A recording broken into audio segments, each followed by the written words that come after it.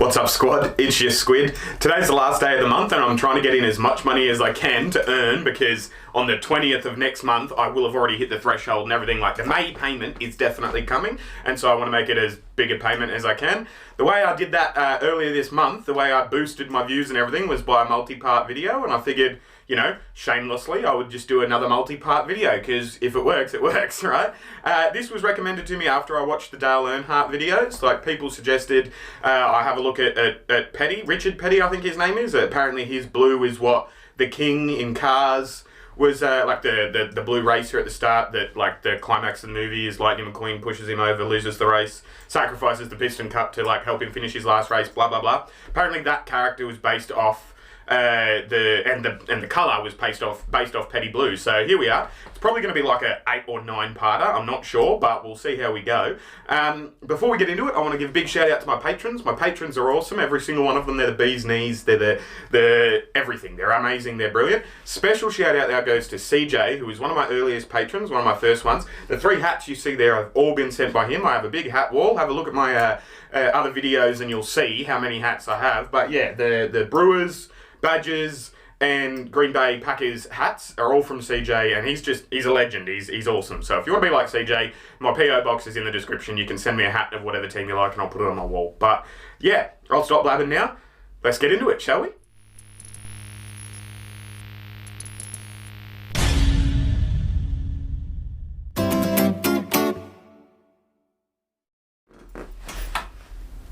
Thanks for tuning in, guys. As always, if you don't like this video, don't just judge me based off this one. I've got a whole bunch of other content in a whole bunch of other playlists. So yeah, poke around the channel after you've watched this one, decide if you like me, and hopefully hang around, join the ride. I'm trying to get to 5,000 subscribers by the end of this year, which is the year 2020 if you're watching it in the future. And I can't do it without people like you who randomly stumble across my content and then hit that subscribe button. So do me a solid, yeah? Let's get into it. This is Petty Blue. It's narrated by Kevin Costner as well, it says here, which at first I was like, oh, I don't know how I feel about that, because I was getting confused with Kevin Spacey. And then I googled him and I was like, oh, actually Kevin Costner's alright. Like, he's not Spacey, you know, like. So now I don't mind.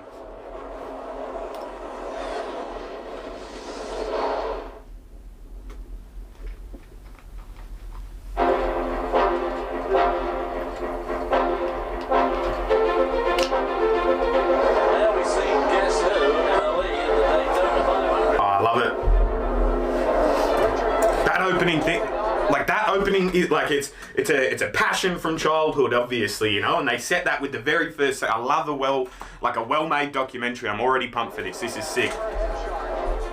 Like, they're establishing the narrative, you know, with some kids just riding their bikes. That's fucking sick. I can already tell this is well made. Here is one of the great masters of the sport, Richard Petty.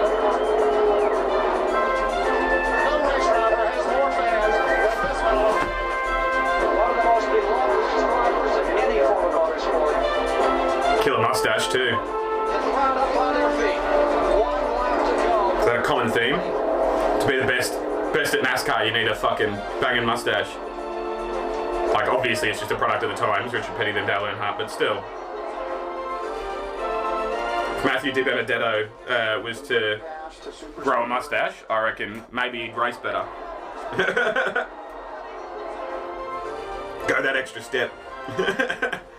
From dirt paths to super speedways, there wasn't a race that Richard Petty couldn't win. Richard was NASCAR's first hero, and the Pettys were its first family. A racing empire that spanned generations. None have more wins, none more championships. But success is difficult to sustain, and sooner or later, it would all fade away. Fucking amazing cinematography. Like the fade away with the fade, like, sorry, I'll stop analysing and actually listen, but you know what I mean, like, from someone who likes fucking around with this sort of thing, you know, like with film techniques and all that sort of stuff, this is really well made, you know. Edited by Sol Horner. Director of photography, Al Francesco. Good looking out, lads.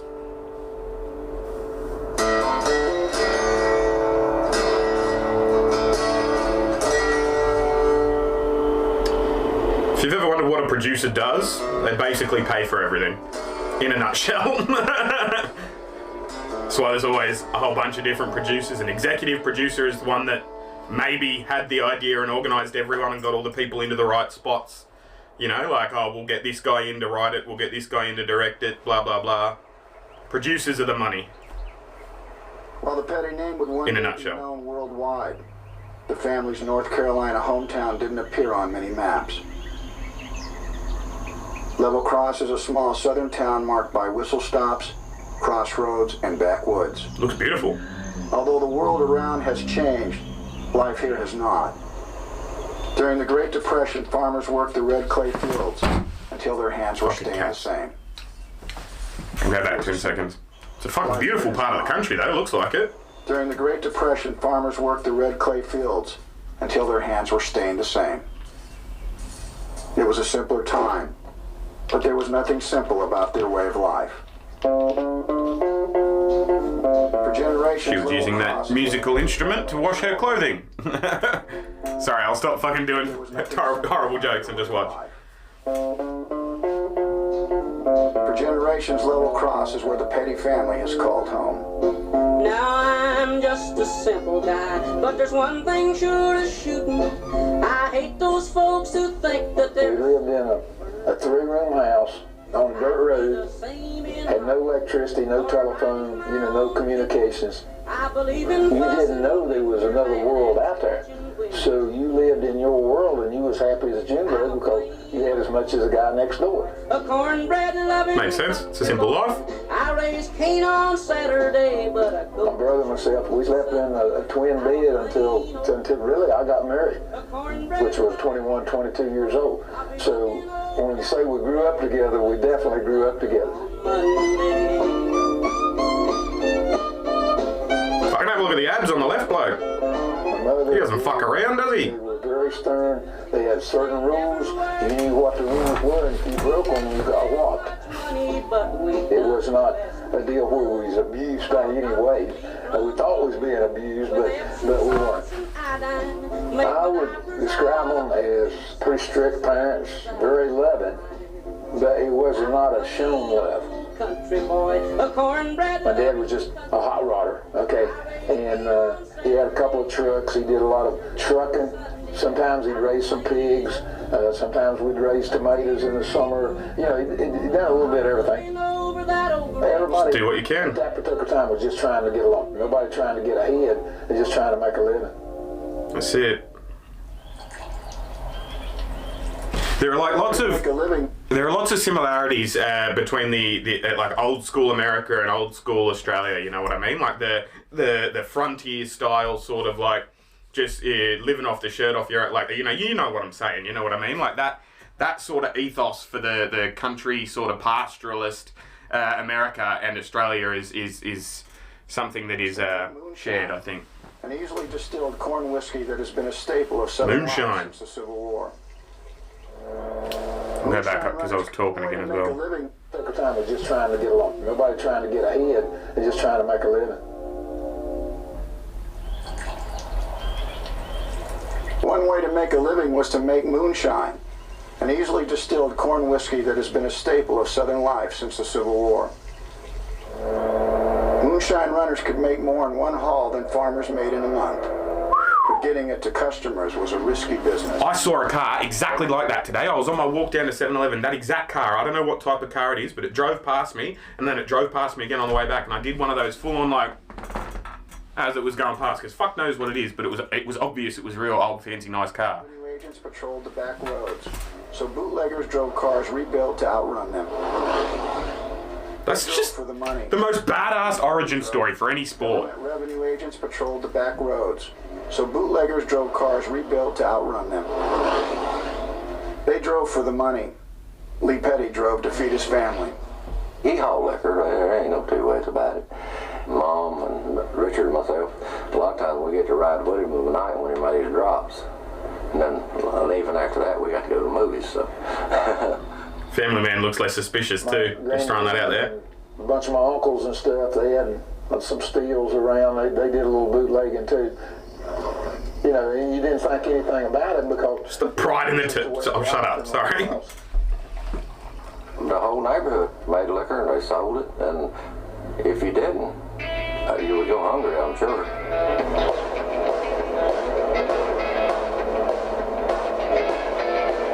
These liquor cars, they'd all get together and everybody brag about how fast their car was, and they used to race them on the road for money, big money.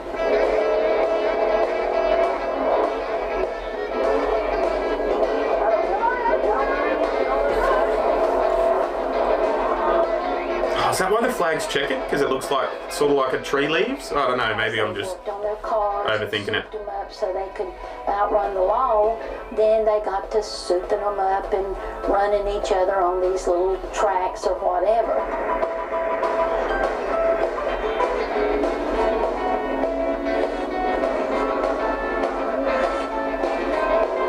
It was not a look up to sport. It was a look down to sport. The people in our community and the people we went to school with were more looking at the deal. It's just a bunch of bootleggers, okay, just a bunch of outlaws. Fuck what they think. That you wanted to invite to Sunday dinner, I don't guess.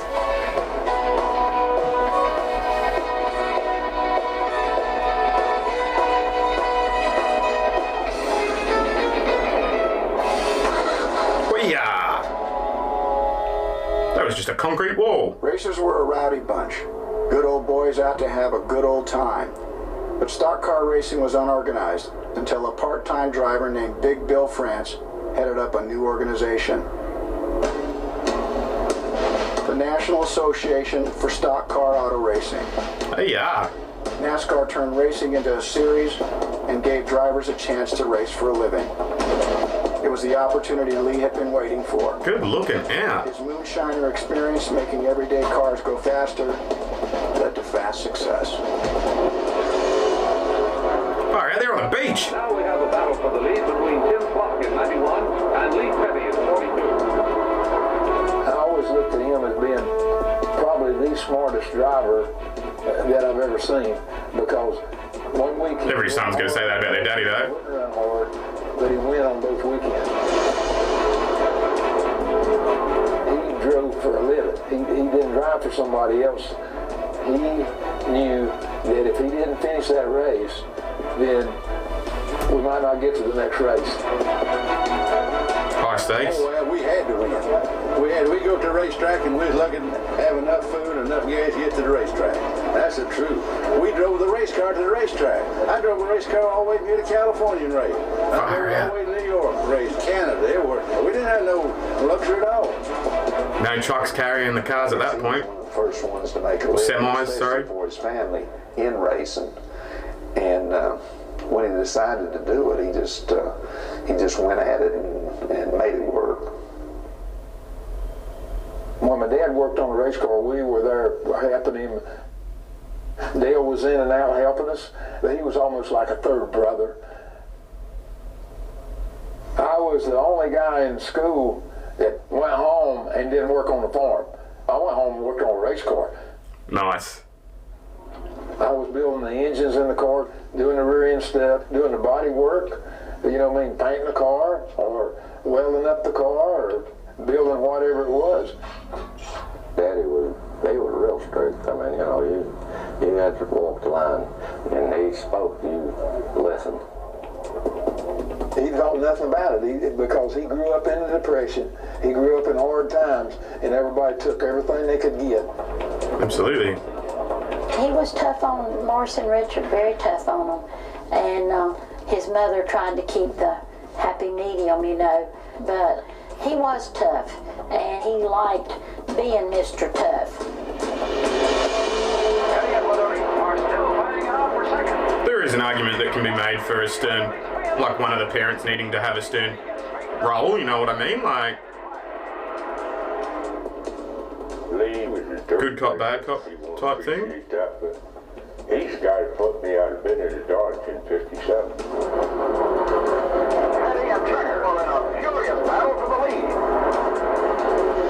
Something badass about an old dude with a pipe. I don't know what it is, but...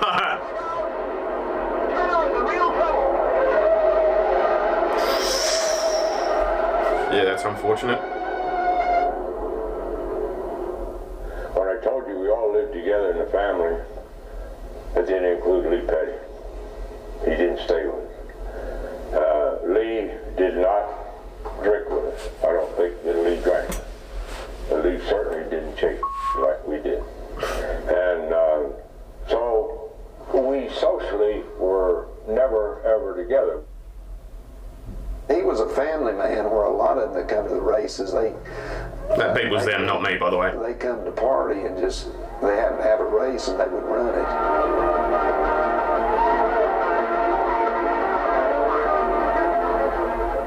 Lee Petty and his family were among the leaders in helping to change the image of the sport from its original background.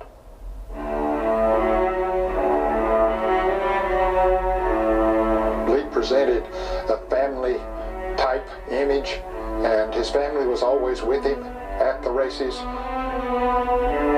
His wife would fix lunch and either send with them to the racetrack or bring it to the racetrack for them.